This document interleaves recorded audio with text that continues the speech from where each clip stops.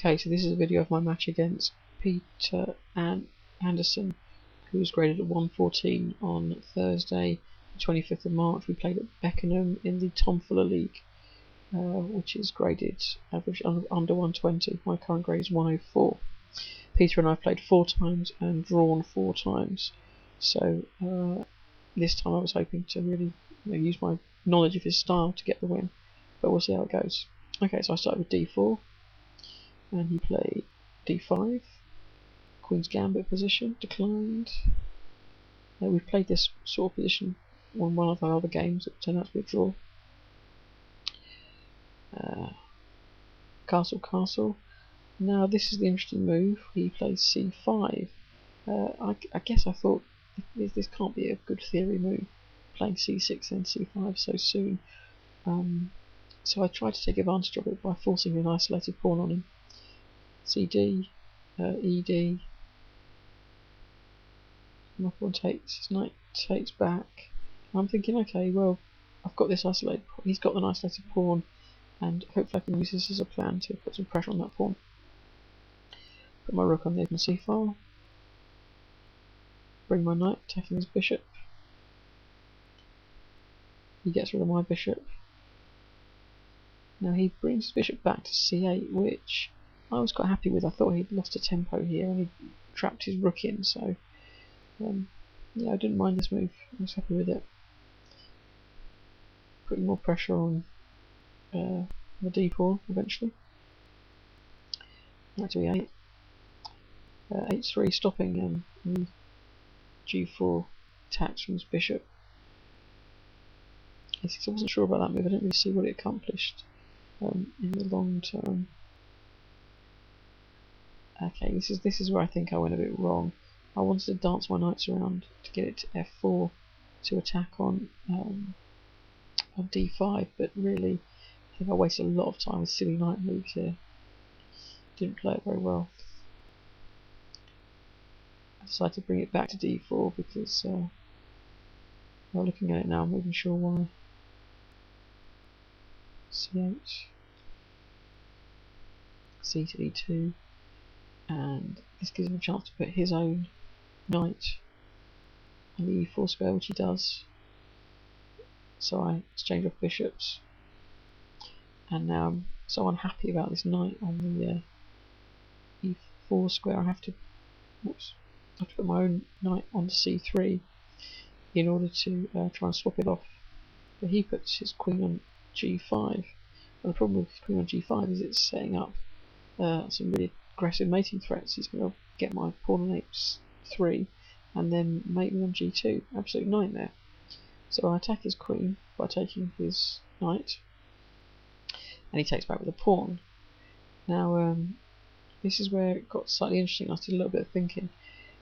I calculated a line where I take his queen, sorry, I take his pawn back with my queen, which then protects me on this diagonal against the mate threat on g2. It loses the h3 pawn.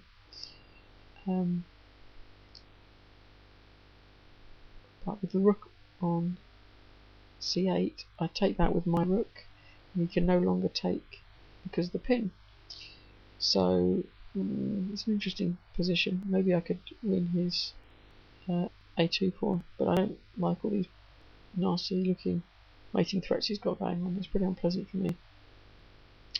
So what I noticed was that after d takes e4, I've actually got my knight taking on e6, because if the knight takes on e6, then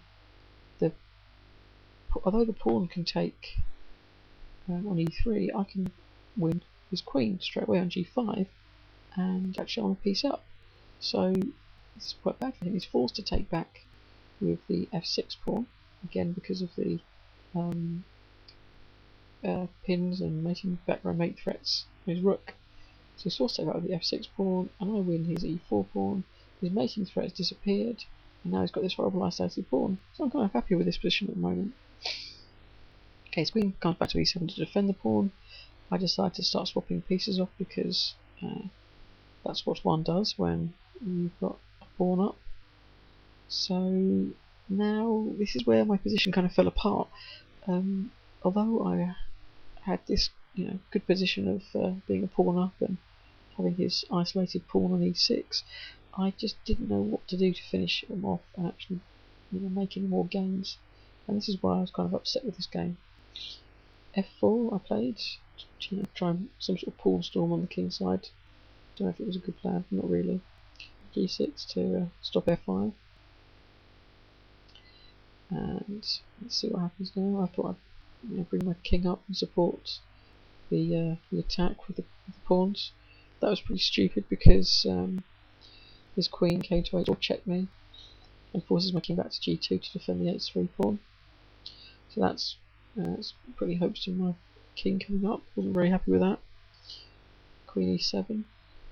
My rook's going to try and get a bit more aggressive. Now he brings his queen to a position where he's going to attack me on the other side. Rook b3 trying to attack his b pawn. Defends it by pushing it forward. Then the rook's attacking queen, but we do a kind of dance where he keeps coming forwards, which isn't very pleasant because I'll see why. I decided to forget about the queen and try and win the a6 pawn. I don't know if that's a good plan or not. Let's see. I was surprised he didn't take the b2 pawn at this point with the check, but he decided not to. He came just closer with the queen. He dances me over to h2, and kind of unpleasantly for me, I made a blunder here and put my queen on g2, which cost me the e3 pawn. Maybe it's a blunder, I don't know. I was going to lose the b2 pawn as well, wasn't I? So, okay, so I play f5 to stop that pawn being lost as well. And he sets up a threat to win my queen, which would be rather unpleasant for me. And I fortunately spotted a way out of it, where if I put my rook on a8, it pins the rook to his king and stops that.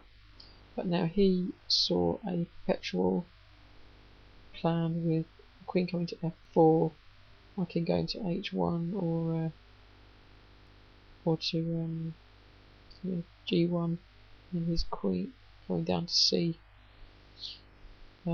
here, and just bouncing back and forth. And to be honest, at this point I was happy to get the perpetual. I was really unhappy with how things had gone. So I guess what I would like is a bit of advice. This position, where did it go wrong for me? What could I have done here to play this better? I was really unhappy that I mucked up and wasn't able to convert the small advantage any further. So comments or advice will be much appreciated. Thanks.